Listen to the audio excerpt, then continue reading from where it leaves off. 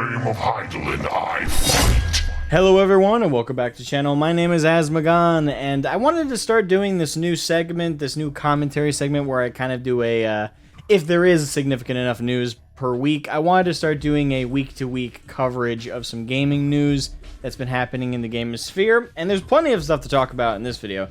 Now, the three major things I want to talk about today are going to be the Overwatch 2 launch and how disastrously that's gone. I also want to talk about some good news with Final Fantasy XIV. My apologies, getting a little tongue-tied in there. But Final Fantasy XIV and its player-base numbers getting some really big milestones being hit. And I also want to talk about CD Projekt Red announcing some new stuff that they're working on, including something to do with Cyberpunk. But before we get too much into that, real quick, please subscribe if you're new to the channel. Leave a like on this video if you enjoy it overall, and leave a comment, either correcting anything that I might have incorrectly researched. Because to be fair, there's a lot of sources for some of the stuff I've heard, especially when it comes to the Overwatch situation. But also, you know, just feel free to weigh in if you've actually gotten to play the game and you've experienced it, and it just doesn't match up with what I've been hearing about it. Because to be fair, I haven't played the game. Do I intend to? I actually am kind of on the fence. For me, I really don't want to support Blizzard too much because of stuff they've done in the past, what they've done with World of Warcraft, which used to be my bread and butter for gaming. Also, just generally how the company has been in the background. There's just a lot I don't like about Blizzard and don't really want to support them. But if the game is good enough, sometimes it's more about the good experience that you can get, even if it comes from bad people. So, I don't know, I'm still on the fence. Feel free to be like, hey, by the way, this game is absolutely baller. If you liked Overwatch 1, you'll love it. Yeah, feel free to encourage me or discourage me. I welcome everybody's arguments down in the comment section below, and I love the engagement. So, yeah, let's just consider that. But yeah, a little bit of housekeeping real quick as well. Like I said, this is a new commentary segment I want to start covering on the channel. It will depend on if I do a weekly wrap-up, if significant enough news has happened in a given week within the gaming sphere. If something significant enough does happen, I'll make a video wrapping up everything that significant that occurred, and in this same exact style. And in the weeks that nothing does really significant happen, then obviously I won't make one of these videos. I don't want to just make them for the sake of having a forced video every single week. I want there to actually be substance behind it. So, that being said, let's actually get into it. First thing I want to cover, obviously, as I have it up right here, is the Overwatch. The Overwatch servers getting DDoSed. Yes, DDoS attacks. For those who don't know, they're a service attack essentially where a person or a person group, right, creates enough like false sub accounts and stuff like that, usually using multiple computers, multiple IP addresses and stuff like that. I'm more or less paraphrasing the idea behind it, but the idea is to overwhelm a digital service with traffic to the point where it slows everything down or downright closes it entirely and just overloads the system. DDoS attacks are done on government databases, and they're also done, unfortunately, quite frequently to gaming services, whether that be servers or server systems. Unfortunately, it's a growing malady within the sphere, especially as more and more games are becoming online services.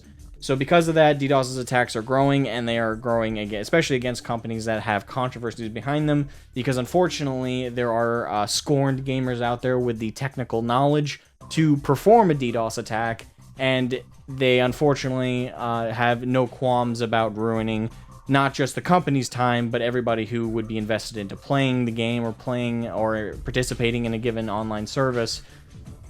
Because of their own personal qualms, they will perform a DDoS attack and make it so nobody can use the services. It's bad for the consumers, and it's also bad for the companies involved.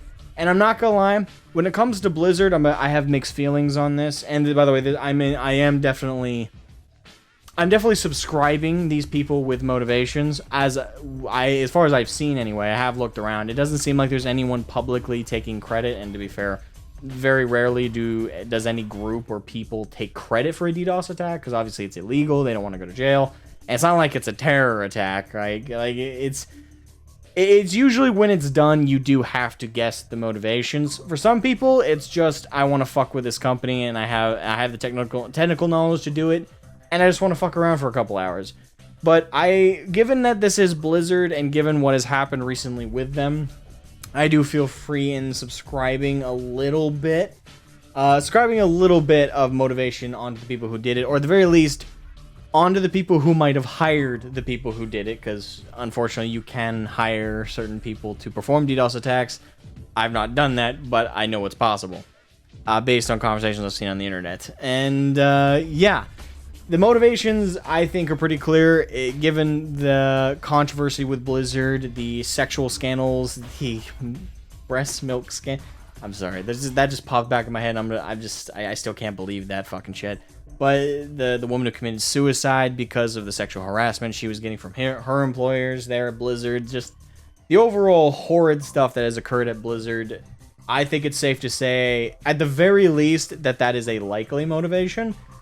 Obviously, I can't guarantee it. I've not seen any kind of public statements anywhere I've looked of people taking credit for the DDoS, and I doubt we're going to get anyone taking credit, because again, most of the time when DDoS attacks are done, there isn't a group who are proudly behind it, kind of like a terror group. So, yeah, I'm just going to safely assume, at the very least, that the person who facilitated the person to do the DDoS attack wanted the company to suffer because of their past mistakes. Now, it might be for, I guess you could say, quote-unquote, altruistic reasons like that, where it's just punishing the company for being controlled and led by horrible people. But it could also just be for something far more petty, like, let's say if they were a fan of World of Warcraft and they're not happy with the direction of that game, they just want to spit on Blizzard's bottom line and say, fuck you, here's a DDoS attack. Who knows? It's the internet, and it's also people with the technical knowledge like this. It could be any number of motivations, but I'm going to at least safely assume that at the very least, it's possible that their motivation was to punish the company in a tangible way that they feel that the player base isn't going to by, in a way, boycotting this game. Well, because let's be fair, not a lot of people are going to be boycotting Overwatch 2. Now, that's just that's entirely my theory, that's my belief with the DDoS attack and the motivations, but let's go with a little bit more fact. Fact is, they were hit with a DDoS attack with the game, and the servers were absolutely overloaded, and fans could not play the game. Queues were apparently in the, I heard hundreds of thousands, but I've only seen screenshots of like 30+ thousand people in this particular queue. So a lot of people were backed up and couldn't actually get into the game, and those who were able to get into matches were dropped from matches quite frequently. Were struggling very, very hard to actually play the game. So the DDoS attack was actually, in terms of causing harm to the game and to the game community, within Overwatch 2, it succeeded, at the very least, in pissing people off. A lot of people were upset, and Blizzard was upset, and so were the players who wanted to play the game. Now, it's been a couple days since this initially occurred, and it does seem like Blizzard has begun to clean up the DDoS attack, has begun to kind of deal with the situation. However, the DDoS attack is not the end-all be-all of the controversy. There was also a major issue and major controversy going on, and I believe it still is. I'd have to double check it. I did try and double check it before recording this video, but all I saw were the same article. When I looked it up, I just saw the same articles that I read that initially informed me of the situation. So as far as I know, it's still ongoing. But it does seem that a lot of people are mad at Blizzard, not because of the DDoS attack, but because they feel financially shamed for their phone service circumstances. So what's currently going on with that is Blizzard is requiring people who are picking up Overwatch 2 and are trying to play to provide their phone number for, I believe, a text message system. I'm not exactly sure all the details. I just know it has to do with specifically people's phones and their phone services. Now, a lot of people who don't have mainline services like, let's say, US Cellular, Verizon, AT&T, if they don't have a phone plan, whatever it is Blizzard is requiring of them, unfortunately, they can't do. If they have a prepaid phone plan, if they have, I know there's another service out there that allows them to do kind of like week-to-week pays. If they have any kind of alternative payment schemes as opposed to a actual phone service plan, they are unable effectively to play Overwatch 2. So that is, in and of itself, provided another layer of controversy with Overwatch 2. A lot of people are very upset about that, and perfectly understandable. It's perfectly understandable, of course, because Overwatch 1 didn't require that, and there are many games in the past that have not required such an act. So for Blizzard to now require something like that and prevent people who got to play the original game from playing now because they simply don't have the same financial circumstances as the people who can fulfill the requirements that Blizzard is now forcing people to fulfill. It sucks. A lot of people really wanted to play this game, and to be blocked from doing so simply because of their financial circumstances with their phone services feels really shitty. It feels like you are being punished for your financial circumstances, which you may or may not have any kind of real help with. Like, I can think of hundreds of circumstances where people had little to no say that forced them into bad financial circumstances. Maybe they're a college student where they are paying out the ass for their degree and they're working as many hours as they possibly can fit while still having enough time to do their homework and doing fulfilling their college requirements, that they're barely able to afford food, let alone a proper phone service. So there's circumstances like that. There's circumstances where maybe someone lives in a home where there's a lot of people living there, all trying to work together to pay for rent, pay for living conditions, pay for heating, especially with oil prices going up as much as they are in the United States. There's so many circumstances where people are financially on the straits right now and can't afford mainline phone services and things like that. So yeah, it's just really shitty for Blizzard to require that. But at the same time, I think I'd have to look into it more, but they're probably, I would say Blizzard isn't doing this for no reason. There's definitely a security reason I can think of. So it's not like it's just Blizzard being evil or mean, although they are, in some senses, I would describe them evil for sure. I would say the motivation behind this requirement, I'd again have to look into it more. I'm assuming it's for security purposes. But that being said, you're still preventing people playing your game for that security reason, and for a lot of people, it's too lame of an excuse, and it does feel like they're being shamed. So I don't know, if I were Blizzard, I would try and figure out a different way to add a layer of security and not prevent people who aren't in the same lucky financial circumstances as others to play your damn game. So yeah, there's also that. And on top of the DDoS, and on top of that phone service issue, which again I'm not sure if that's being replaced or resolved yet, there's also the latest news I heard is people are not happy with Overwatch 2's monetization scheme in game. Now, for those who are familiar with Overwatch 1, they had a leveling system where every time you leveled up, you got a loot box, and that had 3 to 4 items of stuff. Sometimes unique voice lines, emotes, and skins. And they also had an in-game currency where they could buy skins if they earned enough of them.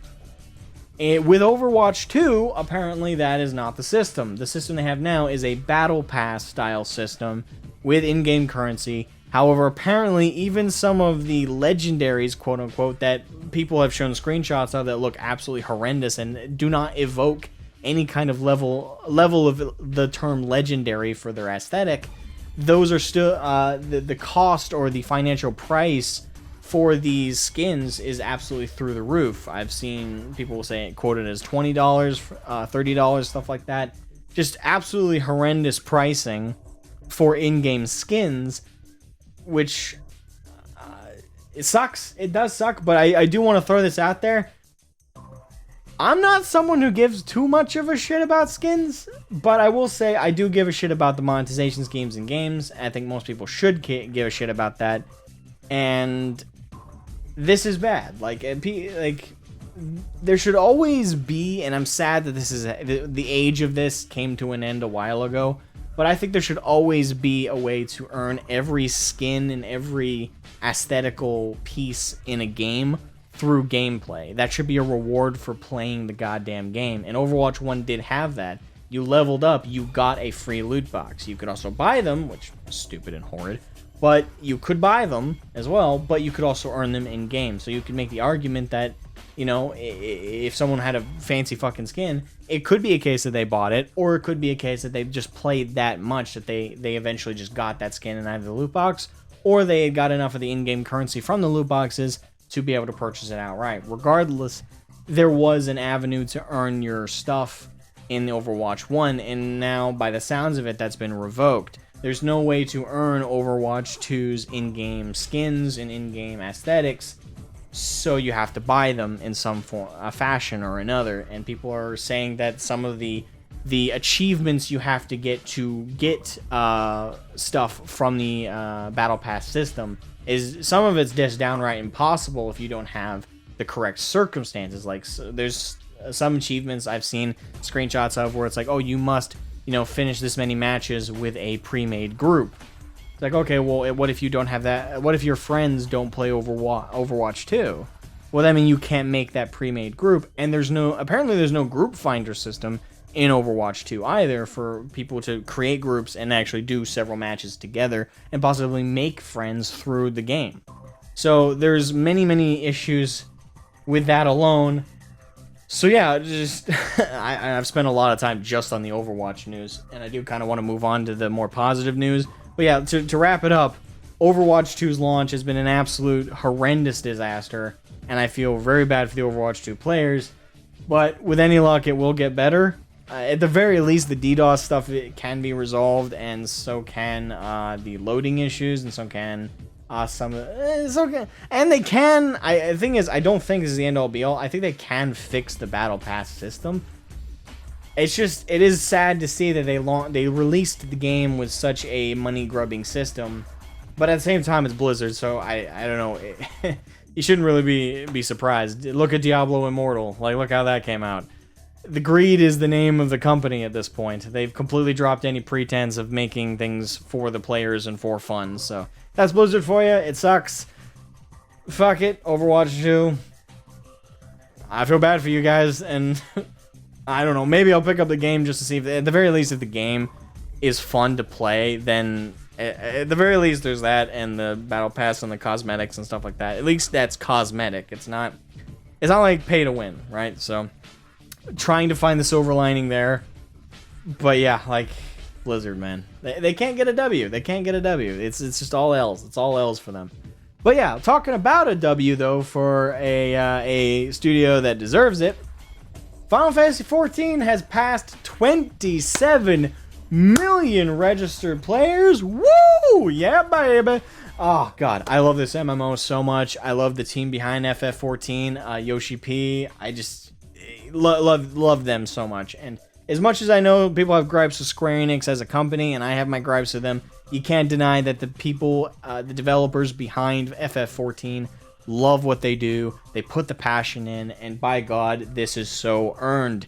27 million registered players for a good, beautiful, not perfect, but near perfect MMORPG with a community that just downright shines. I love Final Fantasy XIV. I love the players who play it with me. I love my community over there, and I just absolutely love this game. So I'm very, very happy for the game to hit this new milestone of 27 million registered players. It's just fantastic. And this was brought up during the recent live letter with Yoshi P and the crew. And unfortunately, I haven't had a chance to sit down and actually watch through that. I hope to have the opportunity, but unfortunately, I missed out. But I was able to get this news amongst my friends and stuff that we 27 million registered users and registered players for the game. It just feels fantastic. It really does. And like I said, the game deserves it. The story of Final Fantasy XIV, especially if you make it past A Realm Reborn and you get to experience Heavensward's story, if you get to experience Stormblood, Shadowbringers, and then the most recent expansion, you get to experience Endwalker. It's just an amazing ride, and I cannot recommend the game just for story alone. There's other elements I think are worth picking up the game for alone, but that right there, story, is just absolutely fantastic. I recommend it to everybody, and I do mean everybody. This is an amazing game. Pick it up. Do yourself a favor. Anyway, yeah. The only other news that I haven't found an article for, but there was also some recent news, kind of negative news, unfortunately, for Final Fantasy XIV. Is the devs did kind of throw out some warnings to all the player base on Lodestone, it seemed, and other places, to make sure to switch up your passwords, and if you can, get two-factor to the other layer of two-factor authentication to protect your accounts, because apparently there has been attempts in the background for people to use other people's accounts and try and gain access to Square Enix and gain access to the game and cause mischief and cause bad things to happen. So there has been hints of that going on. So I would like to throw this out as a fair warning to my fellow FF14 players. Make sure you switch up your passwords, like I would say every couple of months. And if you don't want to do that, obviously get two-factor authentication. And make sure the password you have for Final Fantasy XIV is not the same password you have for other services and other games. Because if people gain access to your accounts or learn your account's information of another service, they can take that information and test it out on other services that you're connected to. So if you are a subscriber of one gaming service and someone gets your account information for that, and they track you down to having played Final Fantasy XIV, if you have the same password and same username, they're going to gain access to both accounts. So do your best to use different passwords and use different access points, and be careful with your online information. I know a lot of that is just basic digital literacy of the modern day, but I think it's important to reiterate, be careful with your account information, especially with don't lose access to Final Fantasy XIV. Don't punish yourself that fundamentally. That would suck. Just to high heaven and back. So yeah, protect your account information. That's a given, but be extra careful and consider two-factor authentication. It's good for your safety. Now, the last thing I want to bring up is the announcement from CD Projekt Red. We've been kind of... how do I want to put this? I'll say we've been lucky. We've been lucky lately with CD Projekt Red's Cyberpunk stuff, because recently with patch 1.6 and Cyberpunk 2077, we're finally seeing a huge tidal wave of those bugs and those flaws and those issues that came out with Cyberpunk are starting to get cleaned out, are starting to get shafted out and get fixed, which is absolutely good for the game. And with the release of Cyberpunk Edge Runners, the anime on Netflix, there's been just a massive overflow of people just coming to the game, either returning players or people who are picking up the game for the first time because of the anime and just trying it out and playing Cyberpunk 2077. Now, that does make me happy on behalf of the devs. Well, I can't say on behalf of, but I'm happy for the devs, for them to finally have their work kind of appreciated. With that being said, I will say this: I don't think the fixes in 1.6 magically fix the game. I've still seen T-posing characters. I've still encountered audio dialogue cutting out. I've still encountered visual bugs, and I have had the game crash on me once. Now, to be fair, that's one crash in about 60 hours of play, so that's really, really good. And it's certainly better than something like AC Valhalla, where it crashes every 4 to 5 hours. So, silver linings be what they are. But, yeah, I will say this. A lot of people are, I think, because of where it was and where it is now, people are overcompensating and saying, oh, the game's good now. I would say Cyberpunk 2077 is passable. It's a passable game. I'd probably give it a 5 out of 10, maybe a 6 out of 10, if I'm being super generous. But it's not anywhere near what they promised. The game has still got flaws. It's still got bugs, even after all this time. And the story isn't perfect. I really like the story, and I really like certain endings. But it's not perfect. There's still plenty of flaws with Cyberpunk 2077, and I'm not gonna... I get that people... because just comparatively to how it launched, yes, it is a glorious game now compared to how it launched. But if we compare it to what was promised, if we compare it to what was conceptualized with the game, it still falls far short. So Cyberpunk 2077 is not magically the best game ever now. It's passable. So 5 out of 10 or 6 out of 10 is what I would rate it. But obviously, if you're enjoying it, that's good news too. That's kind of the point at the end of the day. As long as you are enjoying it as a player, as a consumer of the product, then my opinion is my opinion. It doesn't have to obviously affect your overall experience with the game. Now, that kind of being set aside, there is some extra light at the end of the tunnel, on top of an expansion coming to Cyberpunk 2077, which in and of itself kind of concerns me, because the game, again, isn't 100% fixed. So adding a whole nother patch to the game with brand new content and characters and voice lines and dialogue and animations, I'm kind of worried that that being added is just going to cause the game to start crashing again. And yeah, I'm hoping not, but we'll see. Fingers crossed that they do it right this time, and they really need to nail it, because it's especially in this day and age, to get this level of a second chance, CD Projekt Red better not fuck it up, because they're not going to get a third chance. I don't care how many anime they release. They're definitely not getting a third chance. The fact that they got a second one, again, is a miracle and a half, so they should be extremely, extremely grateful for that alone. But, that being said, they have announced not just that expansion that's coming, Phantom Liberty, but a brand new Cyberpunk game, Cyberpunk Orion. And CD Projekt Red has also planned to put forth hundreds of its developers onto the game of Cyberpunk Orion. Now, Cyberpunk Orion, as far as I've seen, is just the project name. I don't believe it is the final name of the game. This is not the name of the game. This is just the project of the next Cyberpunk game. And now, is it a sequel to Cyberpunk 2077? Is it a spin-off? We don't know very many details, if any at all.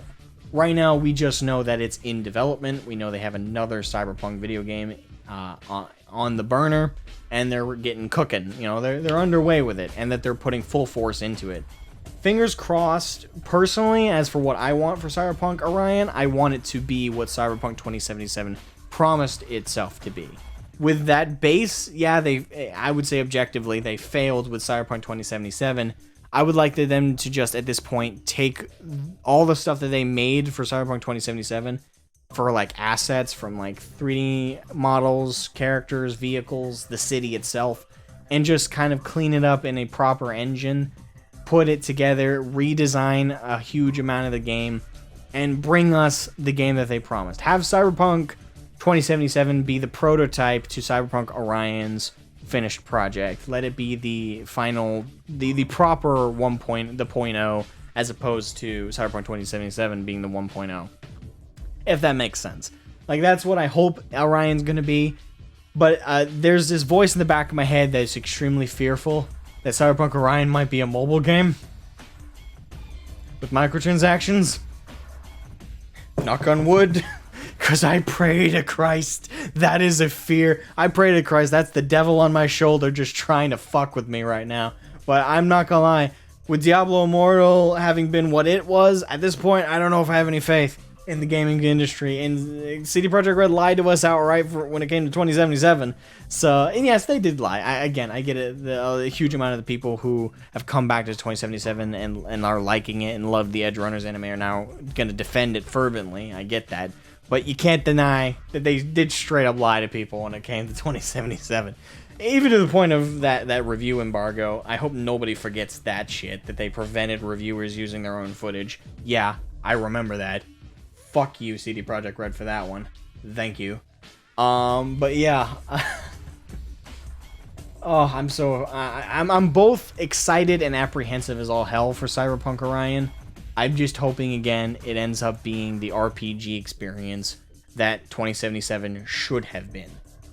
That's just me. That's my prayer. It's my prayer. There is also some news from CD Projekt Red. They're working on a new Witcher game. They're working on... actually, I think they're working on 2 Witcher games. I'd have to double check. But yeah, they got a bunch of stuff that's up and coming from the studio, and they're bringing us new stuff. I don't know, like, they also are starting a brand new IP. I forgot to mention that. They have a new IP that's coming up soon. I don't know if all of it's coming 2023, but I do know at the very least Cyberpunk Orion seems to be... I've seen people mention late 2023 or early 2024. Yeah, again, I'm excited but apprehensive, and I think everybody should be both excited and apprehensive as well. Now, that's all the major news that's kind of hit my desk when it comes to, like, the gaming sphere lately. There is actually some other stuff I'm pretty sure that has been whispered and mentioned across the interwebs. But it does seem like it's been very minimal, at least based on my experience. So yeah, good news being what it is, and bad news being what it is. I feel bad for the Overwatch 2 crowd. I feel great for me and my FF14 buds, and I feel middling about the future for Cyberpunk. Hopefully it's good, but it might be prepared for it to fail again as well. People, like, don't count your chickens before they hatch. Don't count your chickens before they hatch. Anyway, that's it from me. Please, again, subscribe if you're new to the channel, like if you like this video, and comment below what your own thoughts are.